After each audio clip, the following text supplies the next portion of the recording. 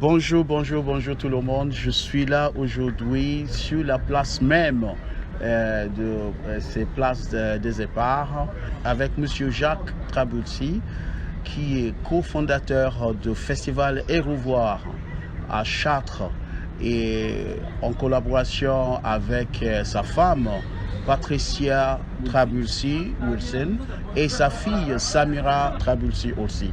Là, je suis avec Monsieur Trabulsi à la place des éparts. Et je l'ai vu ce matin-là. Il est en train de travailler très dur avec son équipe. Ce qu'on va parler maintenant, c'est les coulisses de ce festival que les gens ne voient pas, mais ce que les gens vont voir demain, c'est comme Monsieur Trabulsi, Jacques va être en cravate et tout, mais le travail derrière était énorme. C'était pas fait par les fantômes, c'est vraiment par les gens. Raconte-nous comment tu as eu cette énergie de commencer depuis ce matin. Et en plus, il m'a dit c'est jusqu'à le soir quand les gens de sécurité vont arriver pour regarder la sono. Racontez-nous cette coulisse. Mais il n'y a pas que ça, hein, monsieur Josson. Il n'y a pas que ça. Le festival Hérouvoir, il commence depuis de longues dates. Parce qu'il faut trouver les partenaires, il faut trouver les artisans qui vont venir exposer. Il faut courir derrière l'État, les institutions de Côte d'Ivoire pour essayer d'avoir un peu de subventions, chose qui n'arrive pas. Le ministère de la Culture, Côte d'Ivoire Tourisme, le Bureau ivoirien des droits d'auteur. Et voilà, donc au-delà de ça, il y a toute la logistique. Il faut monter les stands, les chaises, les tables, la scène, la sono. Et les gens vont venir, ils vont voir que tout est beau. Mais c'est un travail acharné. Moi je suis là depuis 6 h du matin. Et voilà, sans compter que les gens vont se régaler. Ils ne savent pas que ça fait des jours et des jours que les cuisinières s'appliquent pour leur servir de la belle et bonne gastronomie ivoirienne, dont mon épouse est présidente de l'association Hérouvoir, et donc qui tient toute la gastronomie de main de maître. Voilà. Donc voilà un peu les coulisses, sans compter l'implication de la ville de Chartres, de la mairie, qui nous offre la place des éparts pendant 3 jours. Mais c'est énorme et ce n'est pas simple. C'est parce qu'ils nous font confiance qu'ils nous donnent la place des éparts pendant 3 jours. Voilà. Et c'est au fil des années que la confiance s'est installée. Parce qu'il y a des normes techniques. La sécurité civile, il y a plein de choses. Même au niveau de la gastronomie, il y a un certificat d'hygiène qu'il a fallu obtenir. Ce n'est pas simple. Ce n'est pas simple, mais on arrive au bout à chaque fois. Et puis, on a les autorités invitées, parce que c'est la Côte d'Ivoire qui s'invite en Eure-et-Loire.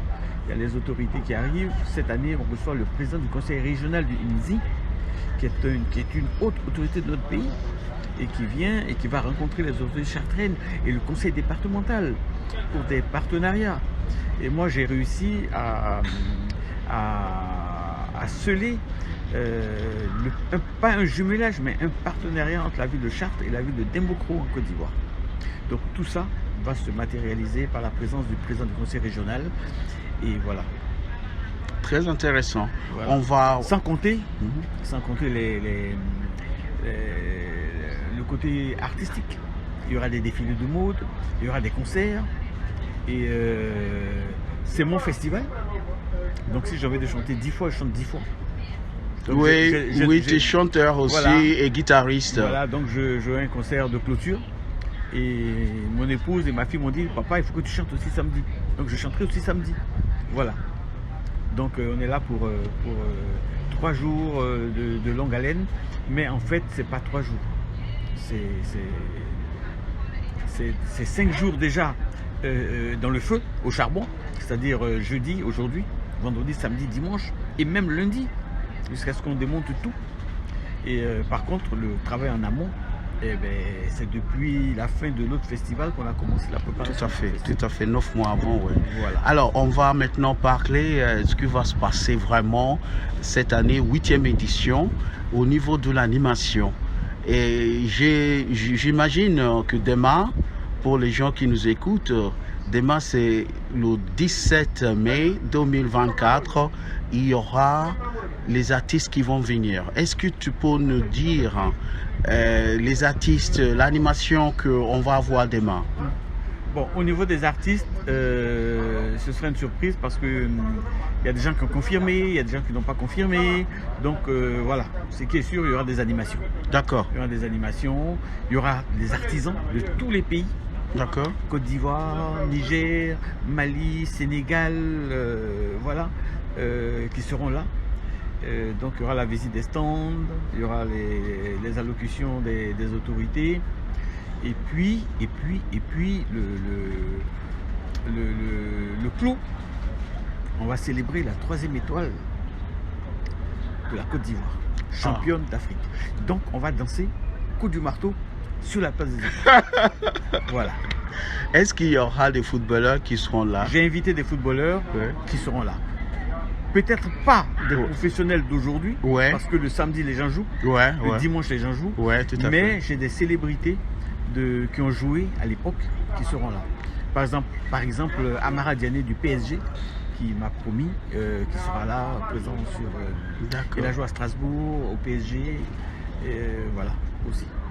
Alors pour finir notre interview, c'est quoi le conseil que tu peux donner aux gens qui rêvent? Parce que vous avez éveillé les rêves, vous avez inspiré beaucoup d'Africains ici au Nord-et-Loire ou bien ailleurs. C'est quel conseil que tu peux leur donner s'ils ont un projet aussi grand comme Festival et Revoir? C'est quoi le conseil? Le conseil, c'est déjà d'aller de réaliser le rêve, parce que tout part d'un rêve, d'une vision, d'aller jusqu'au bout, de ne pas lâcher.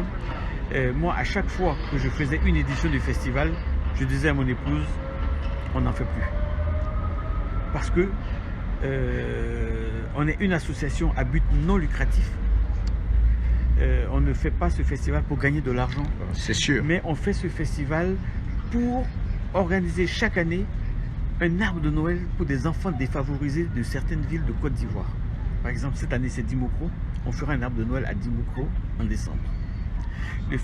La place des éparts est une place ouverte. Il n'y a pas de ticket entrant. C'est la gastronomie et les stands qui nous font rentrer un peu d'argent. Et donc, il faut aller au bout de ce rêve. Même quand on est fatigué, il faut réaliser ses rêves. Voilà. Et avoir des partenariats. Il faut que les gens soient sérieux. Et quand les gens sont sérieux, les autorités leur font confiance et ils peuvent arriver au bout de leur projet. Ça, c'est un projet, et il peut y avoir d'autres. Hein. C'est un projet festif, festival, et il peut y avoir d'autres projets, mais il faut aller au bout de ses rêves. Voilà. Je sens cette énergie que tu as, ta femme aussi, elle a beaucoup d'énergie. Tous les deux, c'est formidable d'avoir une énergie positive comme ça, qui inspire le monde. Votre projet, ce projet-là, c'est pas seulement un projet, le festival et Revoir, c'est pas seulement un festival pour Côte d'Ivoire, c'est un festival pour l'humanité, pour la paix, pour l'amitié entre les peuples aussi. Hein. Merci beaucoup pour cette initiative et on va discuter encore après le festival. Tout à fait. Ok, merci Monsieur Traboussi. Merci, Monsieur Jousson. Okay. Et puis, j'ai oublié de vous dire. Ouais. J'ai oublié de vous dire. Il y aura des œuvres littéraires. Oui, bien sûr. Monsieur Jousson. Oui, oui. Des œuvres littéraires. Donc, j'incite tous les Chartrains et comme il y aura la 3e étoile à fêter, j'ai invité tous les Ivoiriens de la diaspora à venir fêter notre 3e étoile. Et ta femme aussi, tu as vu son, livre. Elle aura aussi l'illustration du festival. Oui, dédicace de ta femme aussi. Et donc on fera tout ça sur la place des éparts. Formidable. Voilà. Ça sera vraiment la fête. Voilà. C'est la fête en 2024, Festival au revoir à la place des Éparts à Chartres. Merci encore. Merci, M. Josué. Ouais.